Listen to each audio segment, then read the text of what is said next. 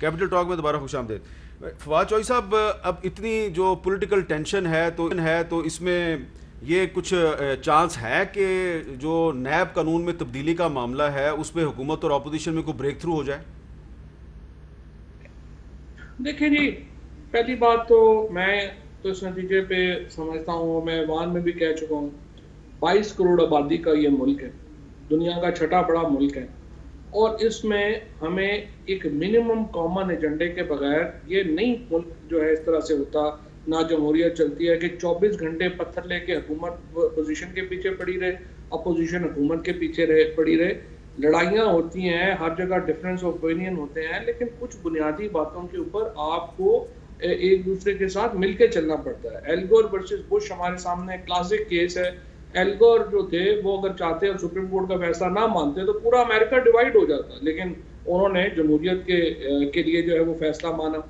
मैं ये कहता हूं कि आप 2-3 चीजों के ऊपर एक मिनिमम कॉमन एजेंडा बनाए, जिसमें नैब ज़ाहिर सर फहरिस्त है, क्योंकि जो लीडरशिप है उसमें जो लोग अगर जेलों में जाएंगे तो वो फिर बाकी चीज़ों के ऊपर वो क्या कंसेंसस करेंगे, वो पहले तो अपना उसको देखेंगे। दूसरी तरफ इसमें भी कोई शुबा नहीं है कि बदनवानी जो पाकिस्तान में है वो तो कोई इशू ही नहीं रहा था, उसको इमरान खान ने रिवाइव किया आकर के, और करप्शन, वरना तो यहाँ पे ये हो गया था कि खाता है तो लगाता भी तो है ना। अब इशू ये है कि आपने एक इसमें बहुत इंपॉर्टेंट है कि अपोजिशन कहती है वानों में आकर के कि जी ये नैब का कानून सही नहीं है। अब नैब का कानून 1997 में नवाज शरीफ साहब ने बनाया था। सैफुर रहमान के बाद आपने जो अभी तो सुप्रीम कोर्ट का फैसला आया ना, जो मतलब क्यूम साहब के साथ जो ऑडियो टेप थी शहबाज शरीफ की, उससे ज्यादा तो सैफुर रहमान की, उससे ज्यादा तो नुकसान नहीं होगा किसी के इदारे की क्रेडिबिलिटी को, वो भी चल गया। इसके बाद ये आए 5-5 साल फिर रहे, फिर चल गए। चेयरमैन से लेके चपड़ासी तक खुद लगाया हुआ है, केसेस सारे अपने दौर के बने हुए हैं, इन्वेस्टिगेशन जो है वो हो रही है। अब इशू ये है कि अगर आप फिर भी इसको नहीं मानते तो इम्पोर्टेंट है कि आप एक ऑल्टरनेटिव ड्राफ्ट तैयार करें कि ये होना चाहिए, और उसके बाद आप वो ड्राफ्ट अगर आप हुकूमत को नहीं भी देना चाहते पहले मीडिया पे ले, let's debate it on media, ताकि एक प्रेशर बने कि हमने इस कानून को चेंज करना है। और एक्चुअली तो चूंकि नैब बड़े लोगों का ट्रायल करता है तो ज्यादा उस पर बात होती है। असूलन तो हमें पूरी जुडिशियल रिफॉर्म्स के ऊपर बात करनी चाहिए, हमें पूरी जो पुलिस रिफॉर्म्स है उनके ऊपर बात करनी चाहिए। उनके ऊपर तो अनफॉर्चुनेटली बात हो ही नहीं रही, क्योंकि गरीब आदमी वहां पे मरता है, इसलिए उसका तो कोई इशू नहीं है, तो इस पे ज्यादा फोकस है। But still let's start from here. एक आप इत्तेफाक करते हैं कि ऑल्टरनेटिव नैब कानून का ड्राफ्ट जो है उस पर डिस्कशन होनी चाहिए?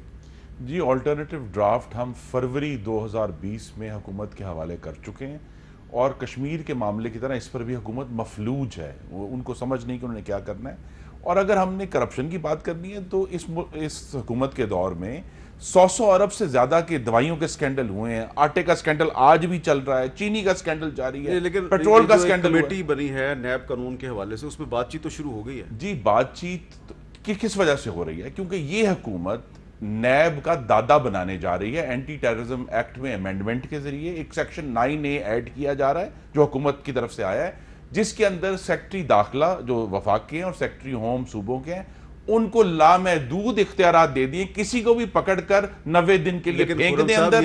ये जो कानून है जिसका जिक्र कर रहे हैं आप, इंसदाद दहशतगर्दी में तरमीम का कानून, ये पिछले हफ्ते आना था, लेकिन फिर हुकूमत और अपोजिशन की आपस में कोई अंडरस्टैंडिंग हुई है, और अंडरस्टैंडिंग से नहीं आया वो। जी, अंडरस्टैंडिंग इसी वही हुई कि जब हमने उनको कहा, जो आज हमने इस मोदी यार ऑर्डिनेंस के साथ किया, कि अगर ये आया तो बहुत खराबी होगी ऐवान में बदमजगी होगी, ऐवान में हम रेजिस्ट करेंगे, मजामत करेंगे, क्योंकि पाकिस्तानियों के हकूक सलब करने की ये जो इस हुकूमत की मजमूम कोशिश है, हम उसे कामयाब नहीं होने देंगे। अच्छा, नाज बलोच साहब, बिलावल साहब ने आज बड़े वाज़ेह अल्फाज में कहा कि हुकूमत और अपोजिशन नैब कानून के बारे में बातचीत करे। जी, ये बात जो बिलावल भुट्टो साहब ने आज कही है, ये बार बार हमने कोशिश की है कि इसके ऊपर काम हो, और ये बिलावल भुट्टो साहब पहली दफ़ा नहीं कह रहे।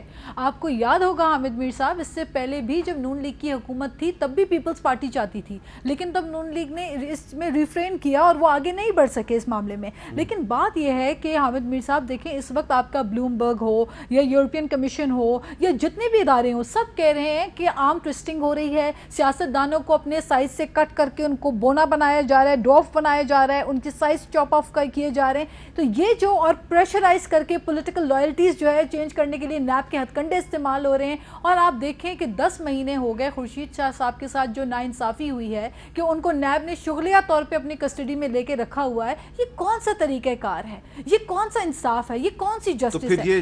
राजा परवेज अशरफ ये मामला जो है ये आप प्रपोज करें ना कि अमेंडमेंट होनी चाहिए नैब लॉ में। देखिए, हम तो चाहते हैं अमेंडमेंट हो नैब लॉ में, और हम इसलिए चाहते हैं कि जो जमहूरियत का नुकसान इस नैब के वजह से हो रहा है, ये आने वाले वक्त में जो कांटों वाला हार ये पिरो रही है, ये पीटीआई के गले में डलने वाला है। ये खुशफहमी में ना रहें कि कल को एक कुर्सी उतरी और इनके ऊपर ये केसेस नहीं होंगे। इनके केसेस बन रहे हैं, इनकी फाइलें तैयार हो रही हैं, लेकिन बात यह है कि जो ये पैरागॉन के वर्डिक्ट में कोर्ट ने फैसला किया है, जो रिमार्क्स कोर्ट के आए हैं, ये हुकूमत के लिए आई ओपनर है और नैब के जो चेयरमैन है उनके लिए एक चार्ज शीट है। और आप इस हुकूमत की तरजीहात नोट फरमाएं, क्या तरजीहात सामने आई हैं? एंटी टेररिज्म एक्ट में आइन के खिलाफ एक बड़ी काला कानून और ये मोदी का यार। अच्छा, मैंने ईद के चांद पे भी बात करनी है, लेकिन फवाद साहब आपने इस पे कोई बात करनी है, ये इस पॉलिटिकल डिबेट को खत्म करने के लिए कोई बात आपने रिस्पॉन्ड बैक करना है इनको?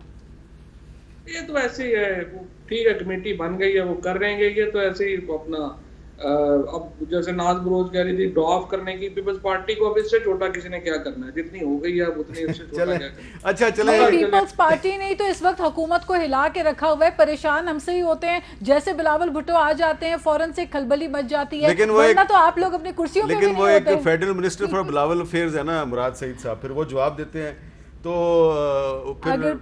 लेकिन मैं इस पे उस डिबेट में नहीं जाना चाह रहा। मैं चाह रहा हूँ कि आपके जो सियासी इख्तलाफात है वो अपनी जगह पे, लेकिन ईद का चांद जो है, उस ईद के चांद पर बड़ी कन्फ्यूजन फैली हुई है। रोयत हिलाल कमेटी कुछ और कह रही है और फवाद साहब की मिनिस्ट्री ने कुछ और कहा है। उस पर हमें एक बड़ी ऑब्जेक्टिव और बड़ी गैर जानबदाराना डिबेट करने की ज़रूरत है एक वक्फे के बाद।